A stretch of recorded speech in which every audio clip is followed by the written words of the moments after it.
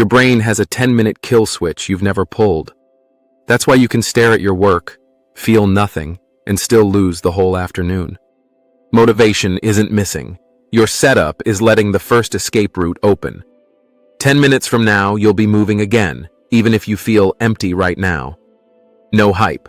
A short protocol that turns "I can't" into your first rep. Most people think zero motivation means they're lazy or broken. But what's really happening is overload. Notifications, open loops, cluttered screens, and too many micro-decisions. Your attention leaks before you even start, so your brain protects itself by shutting down. Monk mode is a short, focused season where you remove noise so your mindset can breathe and your focus can return. In this video, I'm giving you one routine I call the 10-minute protocol.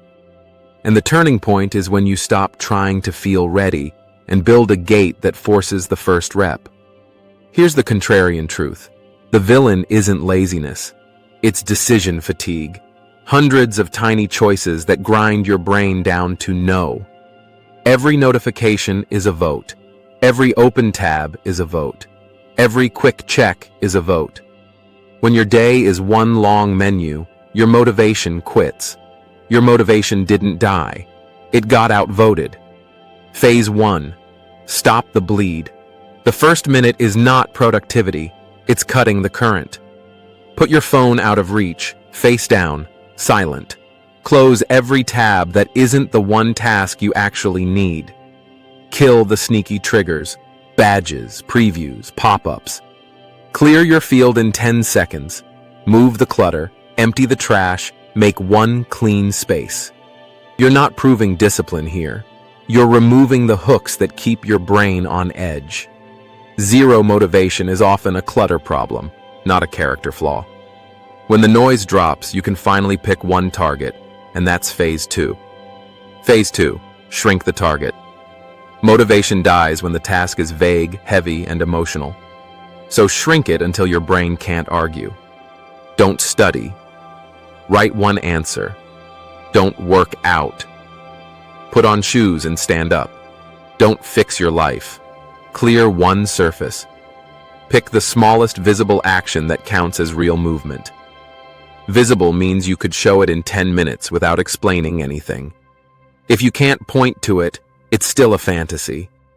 You're not aiming for impressive. You're aiming for undeniable.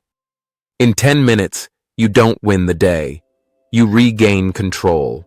Now you make the first step unavoidable, and that's phase 3. Phase 3, build the gate.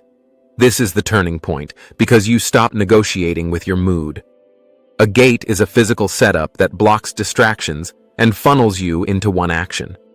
Picture a hallway with every door locked except one. Your environment becomes the bouncer, so your willpower doesn't have to be. Set a timer for 3 minutes. Open the exact file, page, or app you need, and nothing else. Go full screen and remove the exits you use to bail out. If you're writing, your hands stay on the keyboard. If you're studying, your eyes stay on the page. If you're training, you start with the easiest rep and keep moving. Your only job is to stay inside the gate until the timer ends. If an urge hits, don't fight it. Write it down, then return. You don't need to win forever. Hold the line for 3 minutes. Your mood is a liar when it's tired. Pattern interrupt. I've had days where I waited for motivation and it never came. I didn't fail loudly.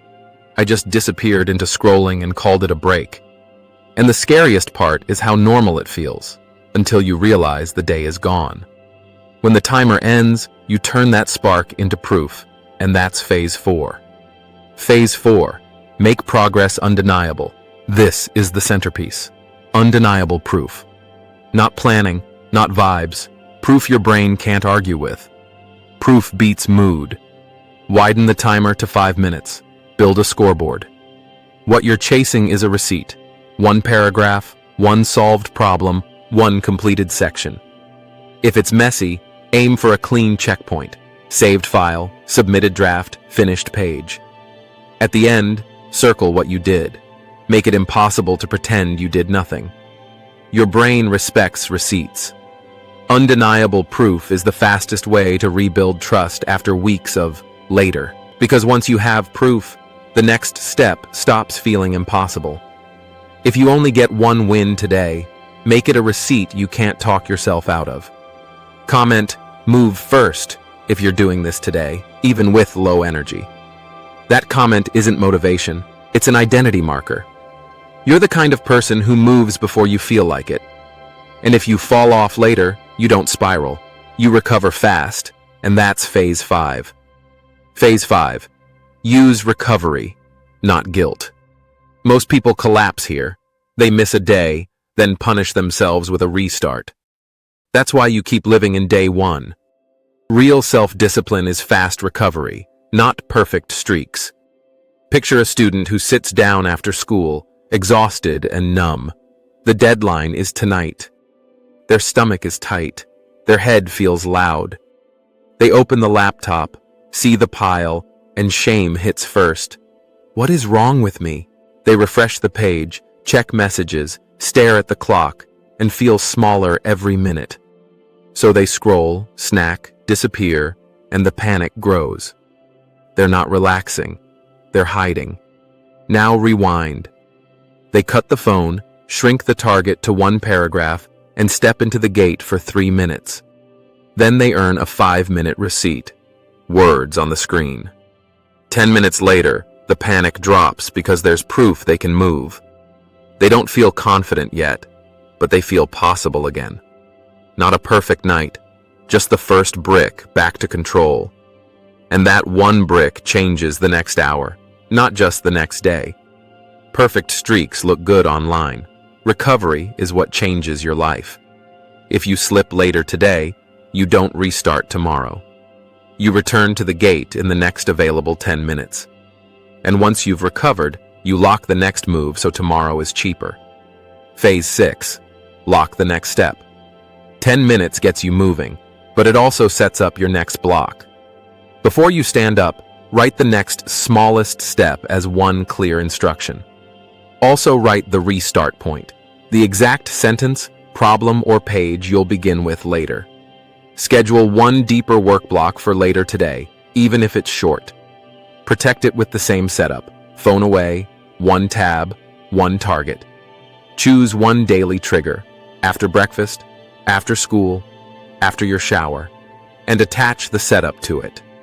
If you only have 10 minutes, do 10 and stop with pride. If you have more, ride the momentum without changing the rules. Run the 10-minute protocol the next time motivation hits 0, and watch how fast control returns. Tag one friend who keeps saying, "I'll start Monday," and tell them this is the week you both run monk mode. In your comment, type the one habit you're both dropping for 30 days, so it's written in public. 10 minutes is your emergency button when the day tries to steal you. If you can start on 0 motivation, you can start anytime. Commenting tells YouTube this is content that matters, but more importantly, it locks your decision in place. Next episode, Atomic Habits, the 2-minute rule for discipline. How to make starting automatic when you don't feel motivated. Train your mind, and your life will follow.